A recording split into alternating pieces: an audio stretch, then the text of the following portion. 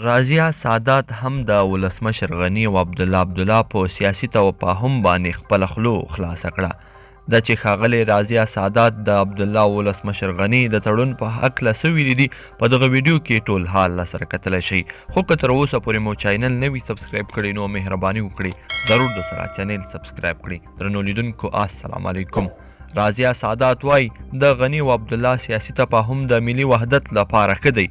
په ولسي جرګه کې د پکتیا د خلکو استازي رازیه سادات منګل وایي چې د ډاکټر غني او ډاکټر عبدالله ترمنځ که سیاسي تفاهم کیږي د افغانانو ملي وحدت لپاره ښه دی تر څو راتلونکي لپاره یو غږ ولرو.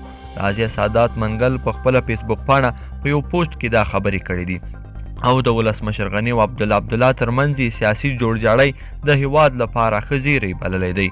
خو نوموړي بیا د جنرال عبدالرشید دوستم د مارشال کېدو په اړه نیوکه کوي او وایي چې افغانانو ته د هغه مارشال کېدو پریکړه د قبول وړ نه ده. د ولسي جرګې وکیل همداراز په خپله دغه پوسټ کې لیکلی دی چې د جنرال دوستم د مارشال کېدو مسله به 95 سلنه افغانانو ته د قبول وړ نه ده ځکه نوموړی د مقتدرو دولتونو په سقوط کې او کوتداګانو کې د افغانانو ته خپل اصلي څیره خپل ښودلې ده. یادولو وړ ده چې د ولسمشر غني او عبدالله د ټیمونو له لوري ویل شوي دي چې د دواړو ترمنځ هوکړه نهایي شوې او ښایي ژر دواړه دغه هوکړه په رسمي ډول اعلان کړي.